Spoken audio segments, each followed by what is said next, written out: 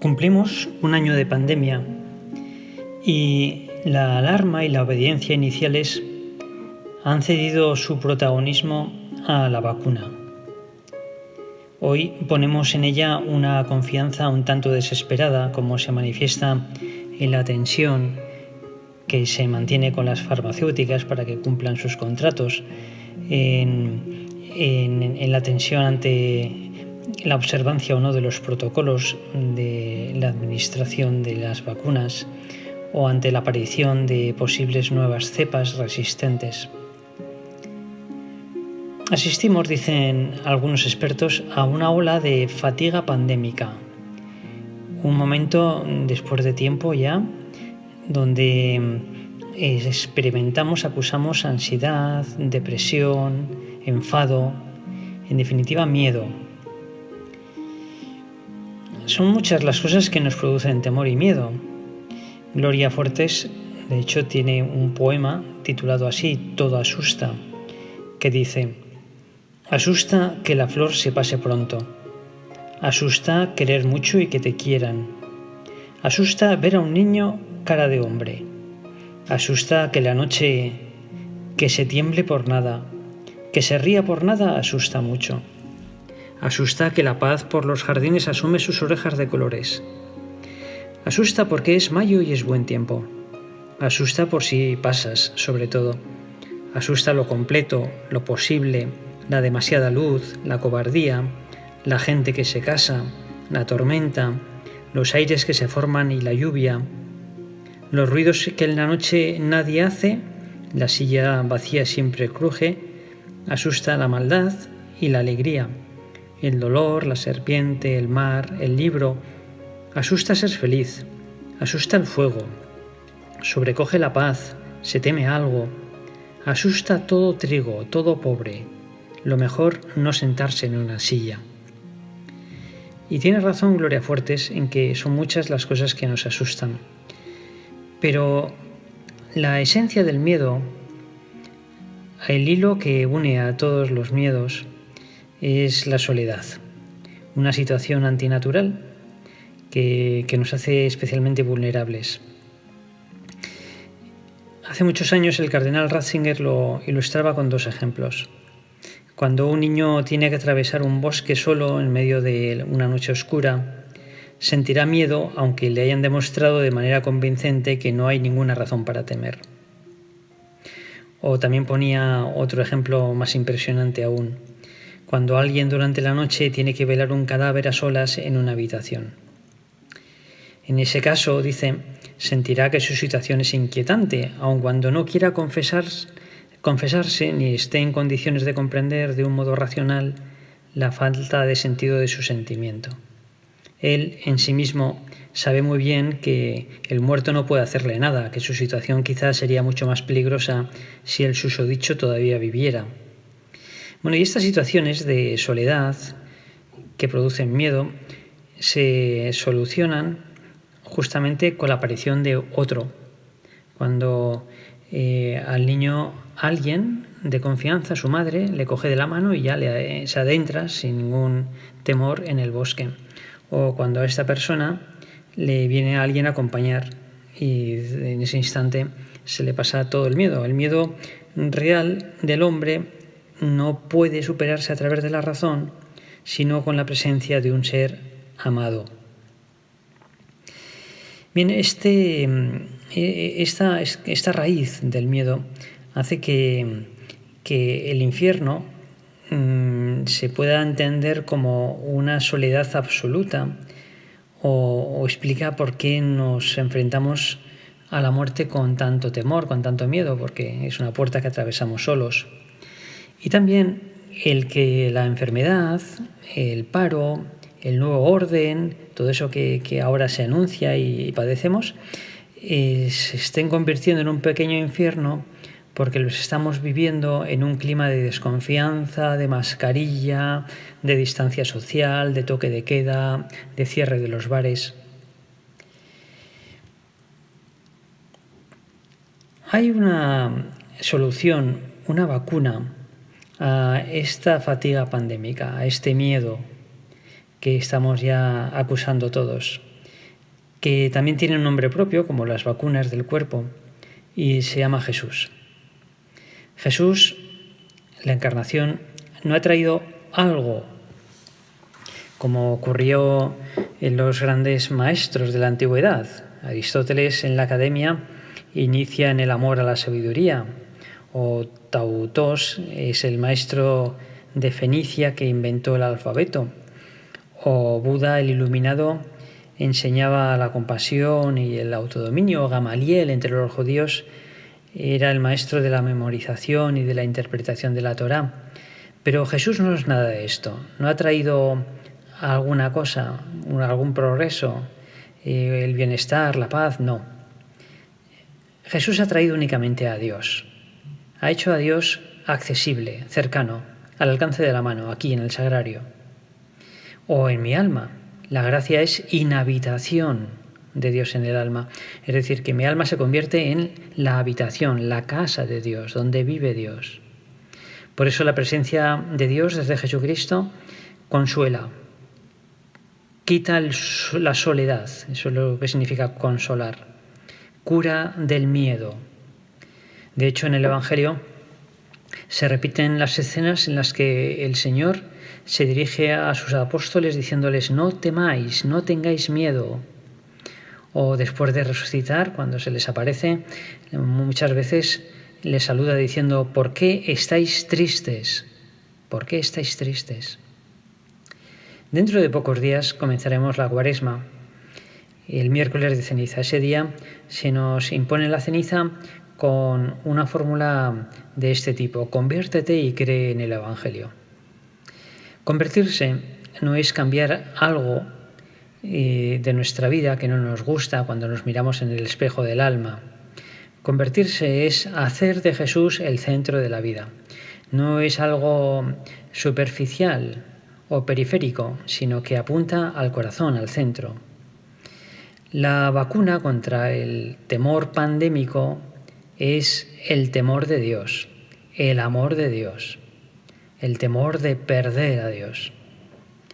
Y las prácticas tradicionales de la Cuaresma, la oración, el ayuno y la limosna, no son más que modos de encontrar a Cristo en el corazón, en el ahora y en el otro.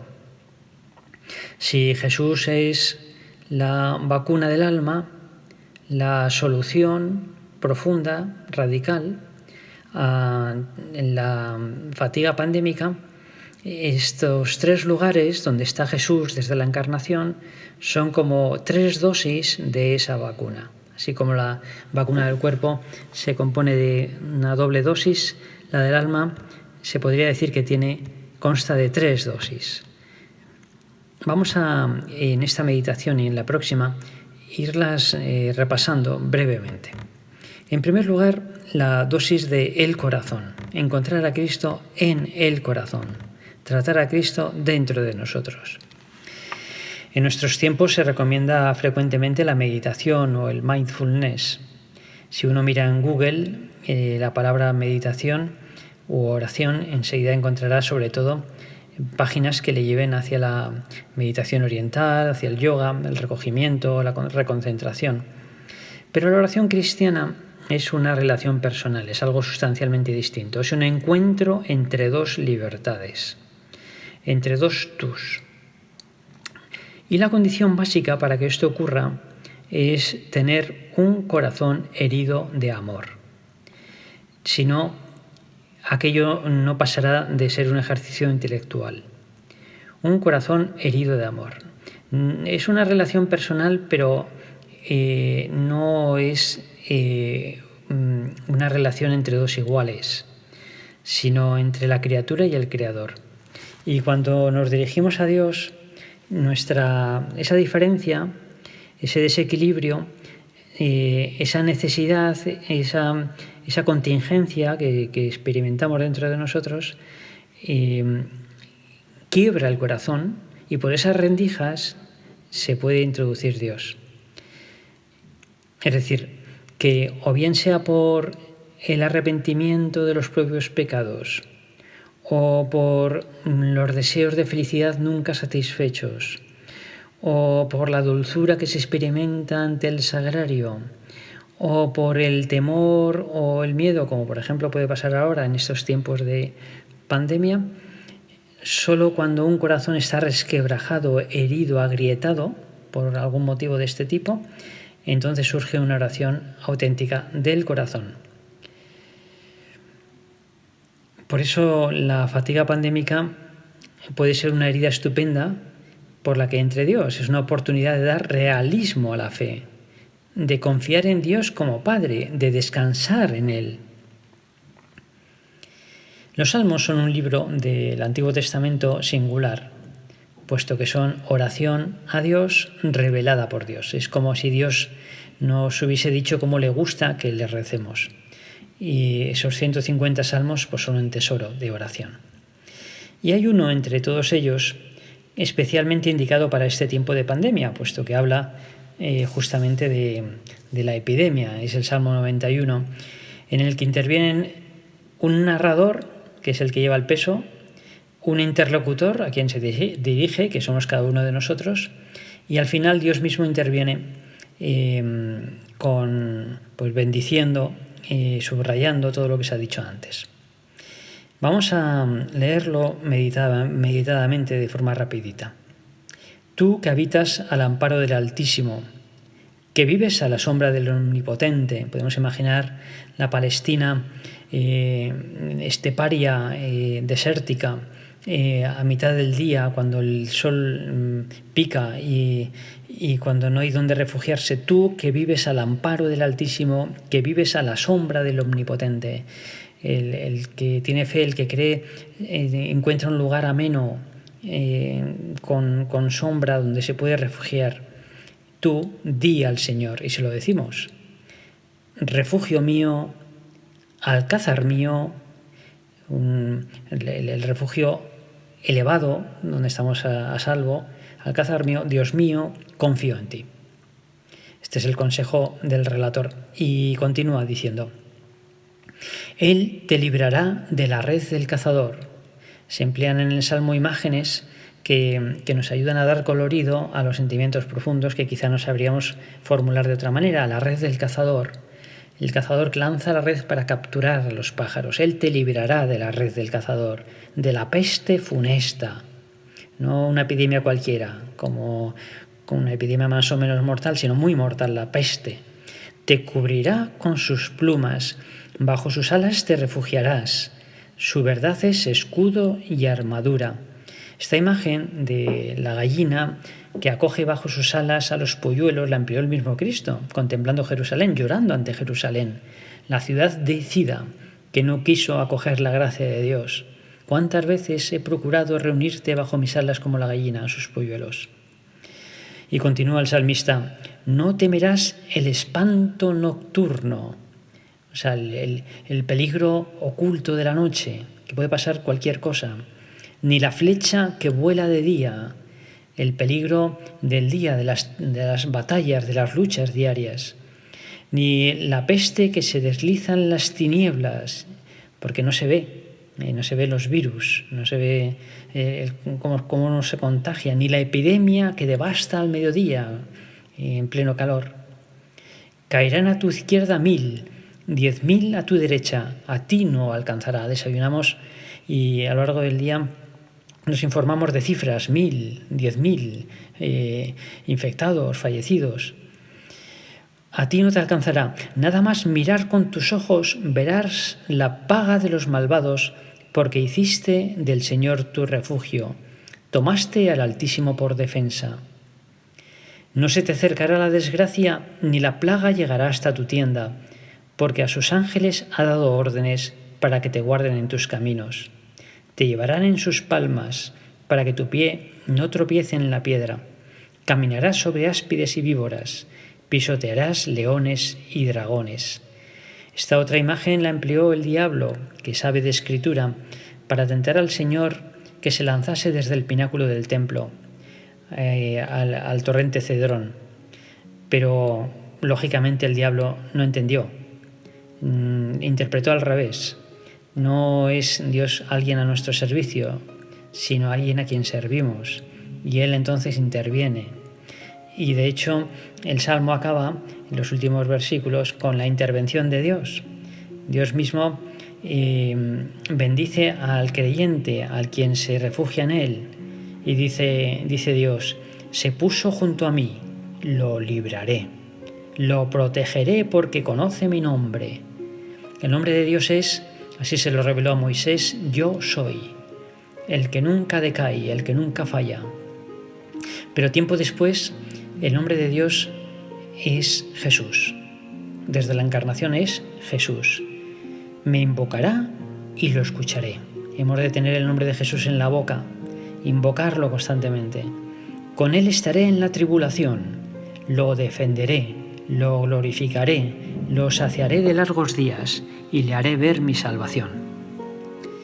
Bien, este es el Salmo 91. Así es como reza el afligido que acude al Señor y abre su corazón. San José es un maravilloso ejemplo de oración así. Su misión no tenía precedentes, no tenía a quien mirar para inspirarse, ni tampoco se le reveló lo que iba a ocurrir, sino que, como dice Antonio Machado, hizo camino al andar. No había un camino prefijado. Mantuvo abiertos los oídos del alma, percibió siempre las propuestas de Dios y respondió que sí. Sus dolores y gozos que contemplamos en estos domingos que nos van conduciendo a su solemnidad son un ejemplo de corazón partido y recompuesto. Partido, dolores, y recompuesto, gozos. Siempre a un dolor le acompaña un gozo.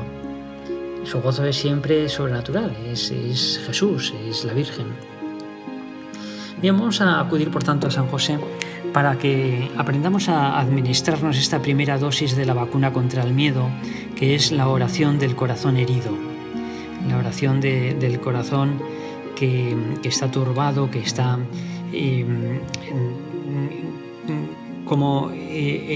abierto, con rendijas, con grietas, por todo tipo de sucesos positivos y negativos, a través de los cuales respira y habla con Dios. Y concretamente acabamos rezando como nos aconsejaba el relator del Salmo 91.